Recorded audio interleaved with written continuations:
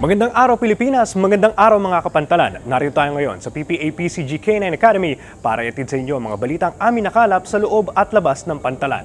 Ako po si Zeus Legaspi at ito ang Ronda Pantalan.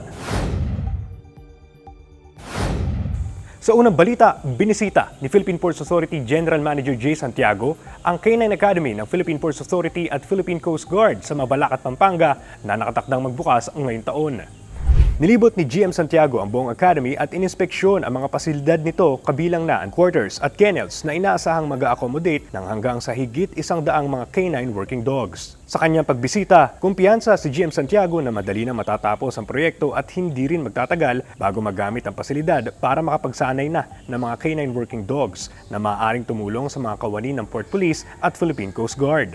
Well, hindi tayo kumpiyansa tayo na matatapos to, no? At konting ano na lang dito, konting paglilimpyo na lang, konting may mga ilang bagay na kailangan pang ayusin. At sigurado tayo na ito ay tunay na mapapakinabangan ng mga kapatid natin sa Philippine Coast Guard, kasama na yung mga K9 units nila, no? At inaasahan natin na itong pasilidad na to ay makakapagdagdag pa sa kapasidad ng Philippine Coast Guard para ma-maintain at saka ma-enforce yung security hindi lamang sa mga pantalan natin, kundi we anticipate sa iba pang mga government agencies natin at government facilities. Sa academy na ito na sinasabing first of its kind sa Southeast Asia, sasanayin ang mga K9 working dogs sa iba't ibang mga skills gaya ng search and rescue, bomb threat detection at fugitive apprehension. Sigurado naman si GM Santiago na malaking tulong ang K9 Academy sa pagpapaigting ng seguridad sa mga pantalan sa bansa. Ipinakitang gilas ng mga aso kanina at na sa pamamagitan ng kanilang abilidad na makapag-detect ng mga bomba, no, yung mga gamit sa paggawa ng bomba at ng mga droga, ay makakasiguro tayo na yung mga pantalan natin ay mamomonitor ng maayos. Dahil sa pagpapatayo ng sarili nitong K9 Academy, inaasahang makakatipid ang PPA mula sa pag-hire ng private working dogs at K9 handlers. Samantala, 2 barko ang lumubog sa magkahiwalay ng mga insidente sa Samar at Iloilo City. Namataang unti-unti lumulubog ang barkong MV Reyna Hosana sa isang daungan ng Balicuatro Wharfage and Terminal Corporation dakong 3:00 ng hapon nitong ika-14 ng Mayo. Ayon sa ulat ng PMO Eastern Leyte Samar, sa unang pagsisiyasat ng Philippine Coast Guard, lumalabas na sanhi ng unti-unting paglubog ng barko ay dulot ng pumutok na airbag. Masusi naman itong binabantayan ng PCG Substation Allen at ng shipping line na nagmamay-ari sa barko. Dati nang sumadsad ang MV Reyna Hosana sa isla ng Kapul, Northern Samar nitong Pebrero ngayong taon.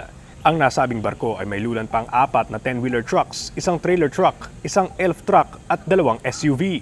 Sa Iloilo City naman, biglang lumubog ang barkong MV Pilot 2 na nakadaong sa Iloilo River Wharf. Agad namang rumesponde ang PMO Panay Guimaras at PCG sa insidente, pero pagdating nila sa daungan ay kanila umanong nakita ang pagtagas ng langis sa lugar. Dahil dito, naglagay ang mga tauhan ng PMO at PCG ng spill boom, kaya agad na na-contain ang nakitang oil sheen. Wala namang nasaktan sa nasabing insidente. Matagumpay na isinagawa sa Maasin Port ang unang Maritime Security Simulation Exercise on Bomb Threat Detection and Detonation nitong ika-17 ng Mayo. Naglalayon ang simulation exercise na ito na suriin ang pagiging alerto at pagiging handa ng Port Police at security personnel sa nasabing port facilities sa mga emergency. Kabilang sa mga aktibidad na ginawa sa exercise ay ang pagresponde sa sunog at pagsaklolo sa mga biktima. Nakibahagi sa simulation exercise ang mga tauhan ng Terminal Management Office o TMO Maasin, Port Police Officers, Southern Leyte Police, Bureau of Fire Protection at iba pang mga organisasyon at ahensya ng gobyerno. Dahil sa nararanasang init ng panahon sa iba't ibang bahagi ng bansa, naghanda ang mga Port Management Office o PMO ng mga paraan para maibsan ang alinsangan na ito para sa mga pasahero sa mga pantalan. Ayon sa Pag-asa, umaabot na sa dangerous o mapanganib na level na 42 hanggang 51 degrees Celsius ang heat index o alinsangang nararamdaman sa ilang bahagi ng bansa. Para makatulong na mabawasan ang epekto ng init ng panahon sa mga pasahero ng pantalan, sinisiguro ng mga PMO kabilang na ang PMO Misamis Oriental Cagayan de Oro na mayroong libreng inuming tubig sa kanilang mga passenger terminal building. Tinitiyak din nila na mayroong mga air-conditioned spaces na pwedeng tigilan ng mga pasahero habang naghihintay sa kanilang mga biyahe. Binibigyan din ng PMO MOC ng payong ang mga pasaherong bumababa sa kanilang mga pantalan para maiwasan naman ang mga heat-related illnesses.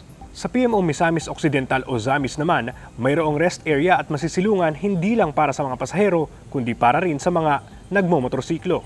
Samantala, sa PMO Panay Guimaras, naglibot ang isang nurse on duty para i-monitor ang blood pressure ng mga pasahero na makatutulong din para maagapan ang heat-related illnesses gaya ng heat stroke. Umalalay rin ang PPA sa mga pasaherong na-delay ang mga biyahe sa iba't ibang mga pantalan sa bansa dahil sa epekto ng bagyong Aghon. Namahagi ng pagkain ng mga PMO sa mga biyahero gaya ng PPA lugaw, tinapay at panawid uhaw gaya ng tubig at kape. Na-delay ang paglalayag ng mga barko ng shipping lines sa iba't ibang bahagi ng bansa alinsunod sa no-sail policy ng Philippine Coast Guard na nag-aabisong hindi ligtas maglayag ang mga barko dahil sa masamang panahon. Ngayong Lunes ay lifted na ng PCG ang temporary suspension sa mga biyahe at back to normal operations na rin ang mga pantalan na nasa ilalim ng PPA.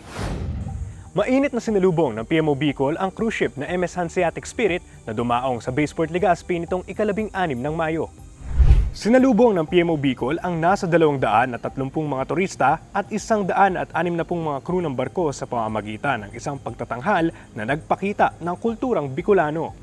Sa kanilang pagdaong nilibot ng mga turistang dayuhan ang iba't ibang mga tanyag na pasyalan sa Legazpi City at mga bayan ng Daraga at Kamalig bago naglayag patungong Calaguas Island, Camarines Norte. Bumisita rin ang cruise ship sa Camiguin at Batanes bago tuluyan naglayag papuntang Taiwan, Japan at Korea. Ayon sa PMO Bicol, ang pagdating ng barko sa kanilang pantalan ay patunay sa magandang epekto ng pagpapalakas ng PPA sa cruise tourism. At yan ang mga balitang amin nakalap sa loob at labas ng pantalan. Manatiling nakatutok sa aming social media pages, itype lamang po ang Philippine Ports Authority sa Facebook, Instagram, YouTube, X at TikTok para maging updated sa mga kaganapan sa pantalan. Muli, mula rito sa PPA PCG K9 Academy sa Mabalacat, Pampanga, ako po si Zeus Legazpi at ito ang Ronda Pantalan.